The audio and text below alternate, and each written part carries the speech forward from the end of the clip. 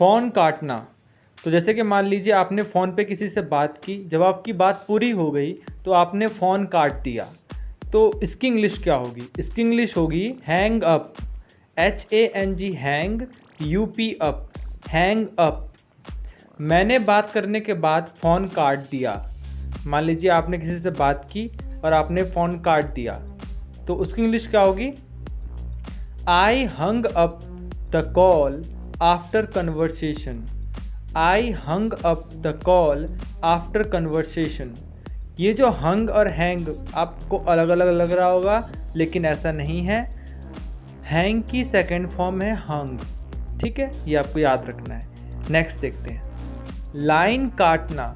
जैसे मान लीजिए बहुत लोग खड़े हैं एक ही लाइन में, ठीक है, और उसमें से कोई एक बंदा बाहर निकल के आगे आगे की तरफ लग जाता है, तो उस वक्त में हम क्या कहते हैं? अरे भैया तुम लाइन क्यों काट रहे हो? जहाँ पे खड़े थे वहीं खड़े रहो, या तो पीछे चले जाओ, है ना, हम ऐसा ही कहते हैं। तो इसकी इंग्लिश होगी jump the line. Jump the line. Sentence जैसे कि लाइन मत काटो, डोंट जंप द लाइन।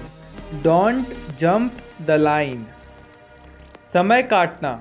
जैसे बहुत लोग जो हैं समय काटते रहते हैं ये तो पता ही होगा आपको, है ना, उनका समय कभी कटता नहीं है, बिना फ़ोन के या फिर बिना गर्लफ्रेंड के।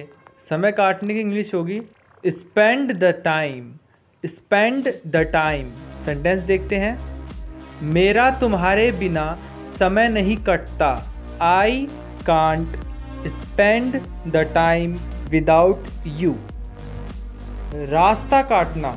जैसे मान लीजिए आपके रास्ते में कोई बिल्ली आ गई, आप कहीं जा रहे थे, या फिर कोई भी बंदा आपको टोक देता है रास्ते में, तो एक तरीके से रास्ता काटना हुआ, है ना। इसकी इंग्लिश क्या होगी? Cross the path. एक काली बिल्ली मेरा रास्ता काट गई।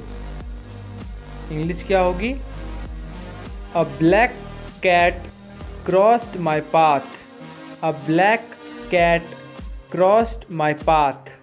मच्छर काटना। जैसे मान लीजिए आप छत पे सो रहे हैं बिना मच्छरदानी के, या फिर अगर आपके घर में मच्छर काटता है, तो उसकी इंग्लिश क्या होगी? उसकी इंग्लिश होगी बाइट मॉस्क्यूटो। Bite mosquito. तो उसकी इंग्लिश क्या होगी? बाइट मीन्स काटना, मॉस्क्यूटो मीन्स मच्छर। अगर आपको कुत्ता काटता है तो बाइट डॉग हो जाएगा। मुझे छत पर मच्छर काटते हैं। जैसे आप अगर बिना मच्छरदानी के सो रहे हो, तो मुझे छत पर मच्छर काटते हैं। The mosquitoes bite me on the roof. The mosquitoes bite me on the roof. पतंग काटना। अगर आप छत पे पतंग उड़ा रहे हो और किसी की पतंग काटने की कोशिश कर रहे हो, तो उस केस में आप कह सकते हो cut the kite. Cut the kite, ठीक है, कट मीन्स काटना।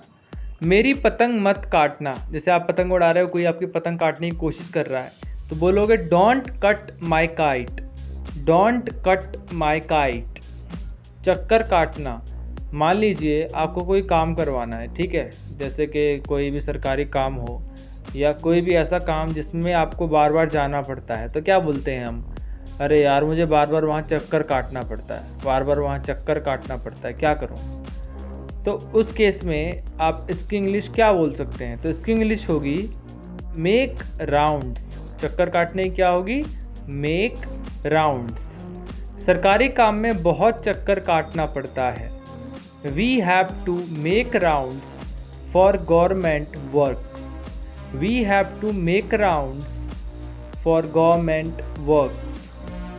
बात काटना। जैसे मान लीजिए आप किसी से बात कर रहे हैं और आपकी बात काट दी जाती है, तो उसकी इंग्लिश होगी इंटरप्ट।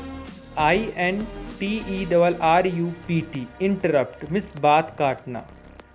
तो इंग्लिश सेंटेंस देखते हैं, मेरी बात मत काटो। मेरी बात मत काटो। तो इंग्लिश होगी डोंट इंटरप्ट मी। मेरी बात मत काटो, डोंट इंटरप्ट मी। घास काटना की इंग्लिश होती है माओ। MOW माओ। जैसे कि वह घास काट रहा है, तो इंग्लिश क्या होगी? He is mowing. He is मॉइंग।